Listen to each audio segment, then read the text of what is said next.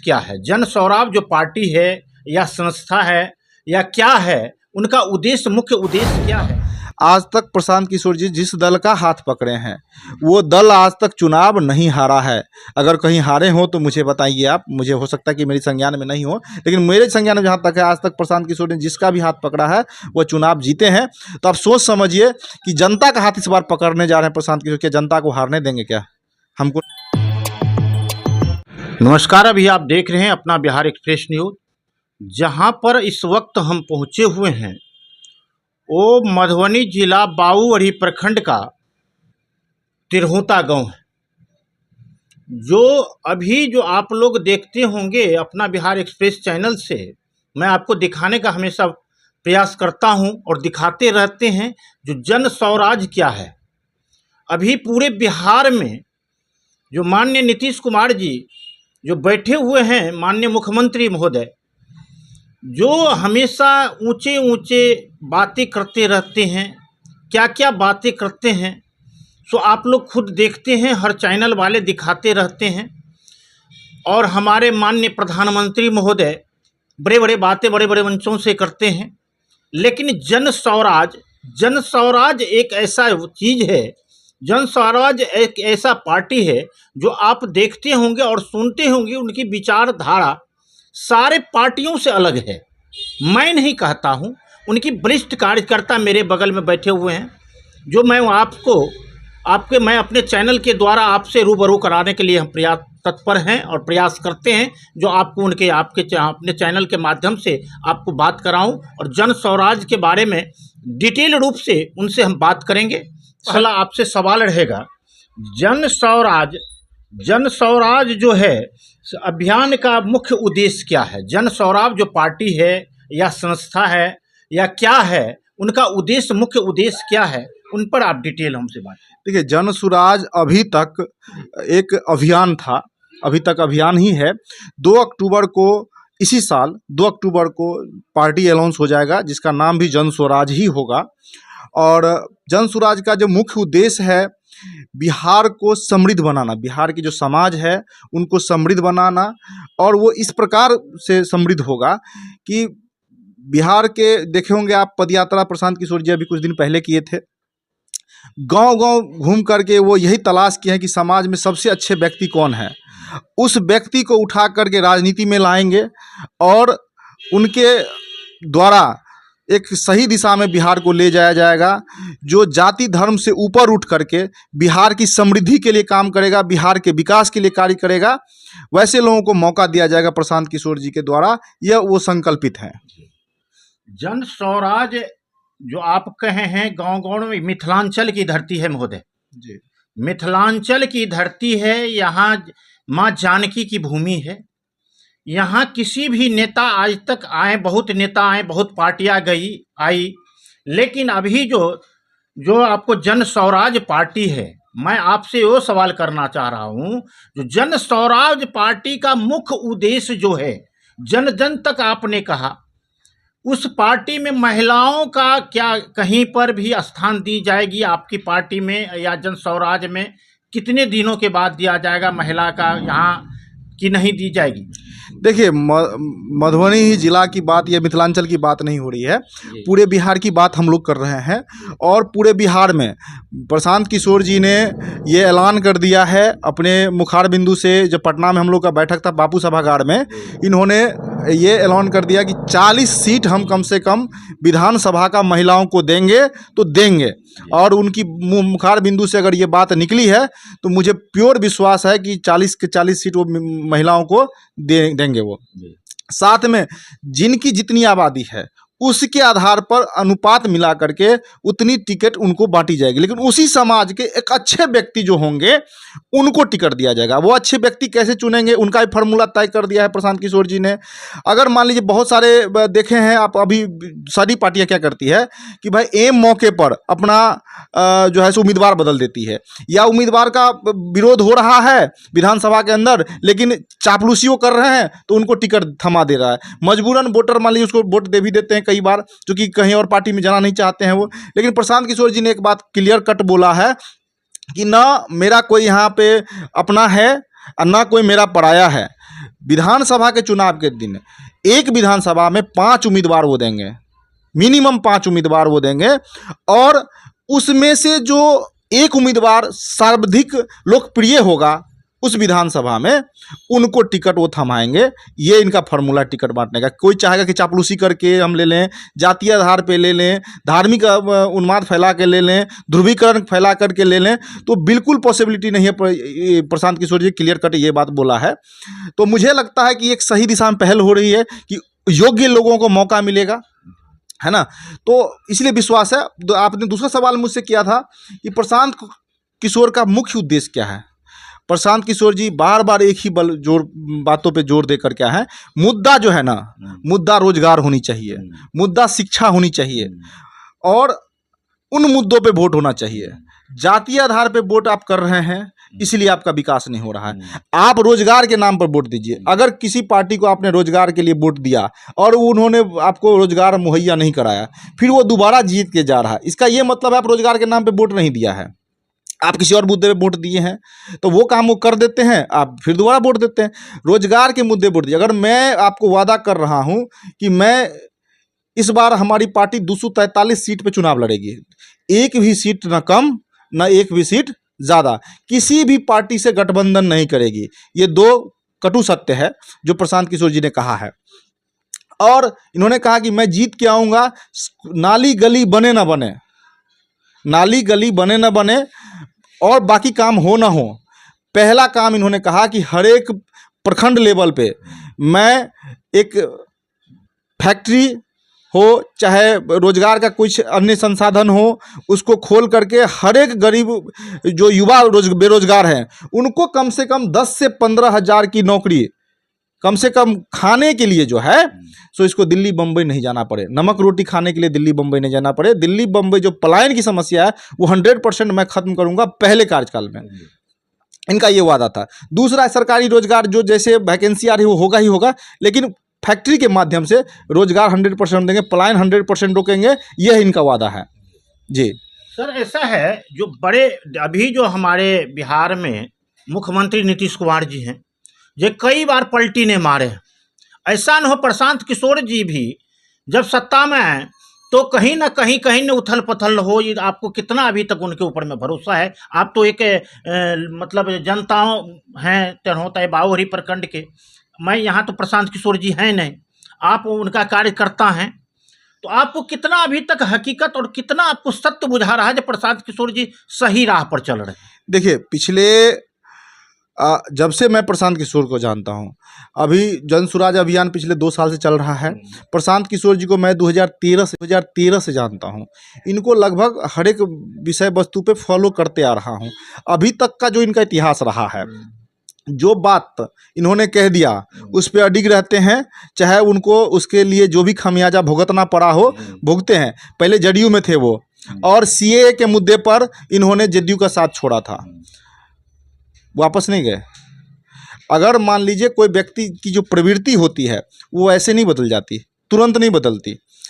बदलने की प्रवृत्ति पहले रहा होता, 10 सालों में कभी पलटी मारे होते तो मुझे डाउट होता कि हो सकता है कि आगे पलटी मारे, लेकिन अभी तक 10 सालों से मैं इनको जानता हूँ, 10 सालों में वो पलटी तो मारे नहीं है, तो मुझे पूर्ण विश्वास है कि आगे भी पलटी नहीं मारेंगे। नीतीश कुमार जी का इतिहास रहा है पलटी मारने का, तो अभी हम लोग पलटू मार नाम दिए हैं, लेकिन पहले भी वो पलटी मार चुके हैं कई बार, ये तो आप जानते ही होंगे जी।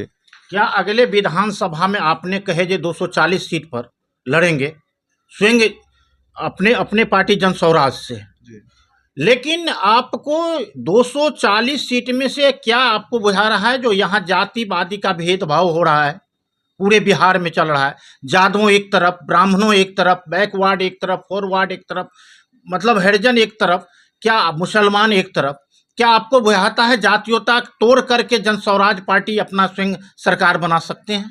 देखिए, इतिहास गवाह है, प्रशांत किशोर जी ये बात कई बार बोल चुके हैं और मैं भी उसी बात को दोहराना चाहूँगा। इतिहास गवाह है कि कई बार जब माहौल बनती है, हवा बनती है, तो जातियों के बंधन, धर्म के बंधन टूट जाते हैं। अब एक बार इंदिरा गांधी के समय में हो चुका है, दूसरा हाल फिलहाल में मोदी जी के समय में आप देख चुके हैं, जो सारी जाति का बंधन टूट करके एक तरफ वोट इनको मिला था, जब ही तो 303 सीट आया था। हाँ, तब है कि अभी जो आप कह रहे हैं कि सरकार बना पाएंगे कि नहीं बना पाएंगे, सरकार, मुझे पूर्ण विश्वास है कि 243 सीट से प्रशांत किशोर चुनाव लड़ेंगे। 243, हाँ, 243 सीट से चुनाव लड़ेंगे। और प्रशांत किशोर जी का इतिहास, फिर से मैं इतिहास की तरफ ले जाऊंगा।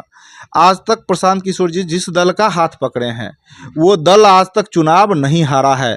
अगर कहीं हारे हो तो मुझे बताइए आप, मुझे हो सकता है कि मेरी संज्ञान में नहीं हो, लेकिन मेरे संज्ञान में जहाँ तक है, आज तक प्रशांत किशोर ने जिसका भी हाथ पकड़ा है वो चुनाव जीते हैं। तो आप सोच समझिए कि जनता का हाथ इस बार पकड़ने जा रहे हैं प्रशांत किशोर, क्या जनता को हारने देंगे क्या? हमको नहीं लगता कि हारेंगे। जन स्वराज का जो मुख्य उद्देश्य भी बारे में आप भी समझाएं, लेकिन जनताओं पर अभी जन स्वराज की कितनी प्रभाव है, उनके बारे में आपने रहते हैं बावरी प्रखंड हो, मधुबनी जिला हो, इसका तो आपको जानकारी है। लेकिन मधुबनी जिला में कितना अभी तक पकड़ जनताओं पर बनाए हुए हैं, क्या कि आप ये कहे हैं जो पैदल भी चल करके पथ यात्रा भी किए हैं। देखिए, हर एक विधानसभा में, हर एक प्रखंड में 250 लोगों की टीम है। आपको सोशल मीडिया पे या फिजिकल तौर पे दिख नहीं रहा है, लेकिन मैं इसका एक ही एग्जाम्पल दे करके इस बात को मैं ख़त्म कर दूंगा। जब तक प्रशांत किशोर का असर नहीं है तो जगदानंद बाबू चिट्ठी नहीं निकालते।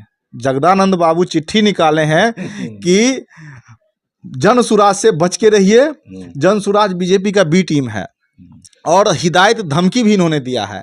तो कहीं ना कहीं असर है, जिसका डर उनको हो रहा है कि हमारा वोट बैंक, हमारा कार्यकर्ता कट के जन सुराज में जा रहा है। खुले तौर पे मैं चिट्ठी दिखाऊंगा, अगर आप कहेंगे तो खुले तौर पे इन्होंने जन सुराज का नाम लिया, तो कहीं ना कहीं असर तो है।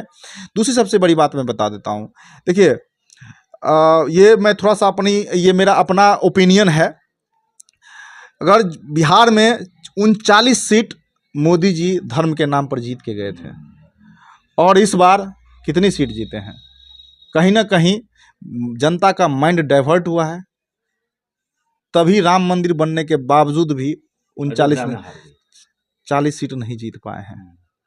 और अयोध्या की तो जो बात है वो अपनी जगह है ही। बिहार की बात करें, हम प्रशांत किशोर जी की बिहार में काम कर रहे हैं, तो सीट तो घटी है, सीट घटी है, क्योंकि वो जो ध्रुवीकरण है वो नहीं चला है, और वो उसका मेन कारण प्रशांत किशोर जी हैं। क्योंकि गांव-गांव जाकर के इन्होंने कहा कि शिक्षा और रोजगार के नाम पर सिर्फ वोट दीजिए, और जिन्होंने शिक्षा नहीं दिया, जिन्होंने रोजगार नहीं दिया, उनको आप वोट नहीं दीजिए, तभी वो अगली बार आपके लिए सोचेगा रोजगार और शिक्षा के बारे में।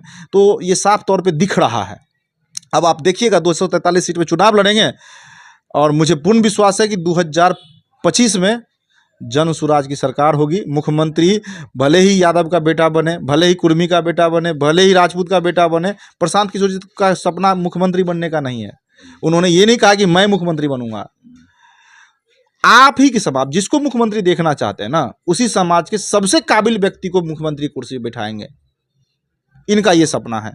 जरूरी नहीं है आप जाति की बात करते तो आप ही की जाति का जो काबिल व्यक्ति होगा ना, कहा ना कई बार इन्होंने, तेजस्वी यादव को भी कहा, लालू जी को भी कहा कि भाई आप यादव की पॉलिटिक्स करते हैं ना, तो यादव समाज के सबसे काबिल व्यक्ति को आप मुख्यमंत्री बनाइए ना। वो तो ये नहीं बोल रहे हैं, वो तो बोले कि सारे यादव मिल करके हमारे बेटे को वोट दो ताकि मेरा बेटा मुख्यमंत्री बने। तो जाति का पॉलिटिक्स किसको कहते हैं? जाति को आगे बढ़ाना। अब देखिए, हम थोड़ा सा, हम शायद मेरा उम्र भी उस टाइम में नहीं था, सुनने में हम जब हमारे बुजुर्ग कहते हैं कि जिस टाइम में जगन्नाथ मिश्र यहाँ का मुख्यमंत्री हुआ करते थे, जो भी ब्राह्मण समाज मैट्रिक का डिग्री था या 8वां का डिग्री था, नहीं भी था, तो बनवा करके उसको कान पकड़ के नौकरी दिलवाया गया। क्या लालू जी पिछले 15 साल में यादव समाज के किसी व्यक्ति को कान पकड़ के नौकरी दिलाने ले गए? क्या दुर्दशा है यादवों का। सबसे ज्यादा जेल में अगर किसी की जनसंख्या भरी हुई है, जेल में कैदी, तो यादव समाज का भरा हुआ है। क्यों भरा हुआ? क्योंकि शिक्षा सबसे ज्यादा कमी है वहाँ। और इन्होंने जो कैंपेन भी जो चलाए, लाठी घुमावन तेल पिबावन, अब लाठी घुमाया जेल में चले गए, अब उनको छुड़ाने के लिए आज तक एक भी अभियान नहीं करा इन्होंने। करा है क्या कभी? आज तक यादवों को जेल से बाहर निकालो ऐसा कुछ अभियान चला है? एक बार हम जीतन राम मांझी के मुंह से सुनबो किए थे कि सबसे ज़्यादा दलित समाज जो है जेल में है, झूठे दारू के केस में, तारी के केस में बंद किए हुए हैं। उन्होंने बोला, लेकिन इन्होंने आज तक नहीं बोला। तो जाति का पॉलिटिक्स का मतलब जाति का भला होना चाहिए ना, है कि नहीं? क्या नाम बोले? मेरा नाम हेमंत कुमार सिंह हुआ। हेमंत जी, अभी हम शायद मेरा उम्र भी उस टाइम में नहीं था। सुनने में हम जब हमारे बुजुर्ग कहते हैं कि जिस टाइम में जगन्नाथ मिश्र यहाँ का मुख्यमंत्री हुआ करते थे, जो भी ब्राह्मण समाज मैट्रिक का डिग्री था या 8वां का डिग्री था, नहीं भी था तो बनवा करके उसको कान पकड़ के नौकरी दिलवाया गया। क्या लालू जी पिछले 15 साल में यादव समाज के किसी व्यक्ति को कान पकड़ के नौकरी दिलाने ले गए? क्या दुर्दशा है यादवों का। सबसे ज्यादा जेल में अगर किसी की जनसंख्या भरी हुई है, जेल में कैदी, तो यादव समाज का भरा हुआ है। क्यों भरा हुआ है? क्योंकि शिक्षा सबसे ज्यादा कमी है वहाँ। और इन्होंने जो कैंपेन भी जो चलाए, लाठी घुमावन तेल पिबावन, अब लाठी घुमाया जेल में चले गए। अब उनको छुड़ाने के लिए आज तक एक भी अभियान नहीं करा इन्होंने। करा है क्या कभी? आज तक यादवों को जेल से बाहर निकालो ऐसा कुछ अभियान चला है? एक बार हम जीतन राम मांझी के मुंह से सुनबो किए थे कि सबसे ज़्यादा दलित समाज जो है जेल में है, झूठे दारू के केस में, तारी के केस में बंद किए हुए हैं। उन्होंने बोला, लेकिन इन्होंने आज तक नहीं बोला। तो जाति का पॉलिटिक्स का मतलब जाति का भला होना चाहिए ना, है कि नहीं? आप क्या नाम बोले?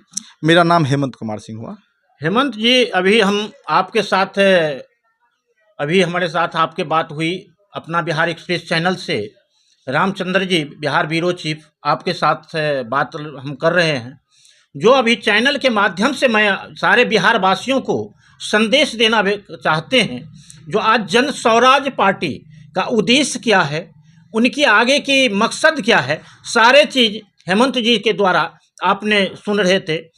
लेकिन अंतिम में, लास्ट में मैं आपको बता दूं, एक छोटा सा सवाल उनसे हम करवापन करते हैं, जो बहुत छोटे से सवाल होंगे और शॉर्ट में भी कहेंगे आप। जो स्वराज, जन स्वराज नाम उनका क्यों पड़ा? जनता का सुंदर राज। जनता का सुंदर राज मतलब जन सुराज, जिसमें सीधी तौर पे जनता की भागीदारी होगी। चाहे कैंडिडेट निर्धारित करना हो, चाहे प्रखंड अध्यक्ष बनाना हो, चाहे युवा अध्यक्ष बनाना हो, चाहे आपको यूथ क्लब खोलना हो, चाहे प्रखंड में आपको जो है सो क्या बोलते हैं उसको, युवा अध्यक्ष का गवर्निंग बॉडी होता है, वो बनाना हो, कुछ भी। अभी देख लीजिए ना, अभी तो चुनाव नहीं लड़ा ना, जनसुराज ने लड़ा नहीं है। एक प्रखंड अध्यक्ष बनाते हैं वो, तो फिजिकल तौर पे वीडियोग्राफिंग करा करके सामने में वोटिंग करवाते हैं, जिसका वीडियोग्राफी सबमिट होता है। कोई अगर गलत तरीके से किसी की नियुक्ति हो गई है तो उनको हटाया जा रहा है। तो इस तरह की जब सामने लोकतंत्र दिख रहा है हमको, जनता का सुंदर, अब अगर आप काबिल व्यक्ति हैं, उनको दिख रहा है, तो आपको सामने से ऑफर कर रहा है कि आप आओ मेरे पास। तो जनता सीधी तौर पे जिस पार्टी में भागीदार, अभी मान लीजिए जब हमने कभी आज तक नहीं सुना कि भाई आरजेडी का गठन हुआ था, पूरे बिहार की जनता को बुला करके पूरा ही पूछा गया था कि भाई तुम्हारा पार्टी का क्या नाम रखें, तुम्हारा इसमें कैंडिडेट कितनी होनी चाहिए, कि महिलाओं कितनी देनी चाहिए, पुरुषों कितना देना चाहिए, फलना जाति को कितना दें, फलना अल्पसंख्यक कितना दें। लेकिन प्रशांत किशोर पहली एक ऐसी पार्टी है जो अपने सारे कार्यकर्ताओं को सभागार में बुला करके इन्होंने पूछा कि पार्टी का नाम क्या रखें, पार्टी की घोषणा किस तारीख को करें, कितने लोगों को टिकट दें, उसमें कितनी महिलाएं होनी चाहिए, इसमें कितने पुरुष होनी चाहिए, कितने हिंदू होनी चाहिए, कितने मुस्लिम होनी चाहिए। सारा सवाल का जवाब बहुमत के आधार पर उस सभागार में जितने लोग उपस्थित थे, फिजिकल तौर पे हाथ उठा करके वोटिंग करने के बाद ही वो सवाल का जवाब इनको मेंशन किया गया। अभी पार्टी का संविधान बन रहा है, उसमें भी सभी कार्यकर्ताओं को सॉफ्ट कॉपी के रूप में पार्टी की संविधान भेजी जाएगी, जिसको जो आपत्ति होगा अपना आपत्ति दर्ज कराने के लिए उन्होंने व्यवस्था की हुई है। कोई ऐसी पार्टी बताइए जिसमें आपको बायलॉज में कितने लोग को लाना है, बायलॉज में कितने लोग को नहीं लाना है, किसको लाना है, ये जनता से पूछा गया हो? आज तक कभी देखा है आपने? लेकिन यहाँ तो हो रहा है। बायलॉज तैयार होगा, जब तक सारे लोगों की सिग्नेचर नहीं जाएगा, जो संस्थापक सदस्य हैं, तब तक बायलॉज तय नहीं होगा। तो इसीलिए जनता का सुंदर राज इसको हम कह रहे हैं। यानी कि जन स्वराज, जनताओं की सुंदर राज, जनताओं के सुंदर विचार को जन स्वराज नाम रखा गया है पार्टी को नाम से। अभी आप देख रहे थे अपना बिहार एक्सप्रेस न्यूज, संवाददाता बाहुअरी प्रखंड से रामचंद्र जी का रिपोर्ट।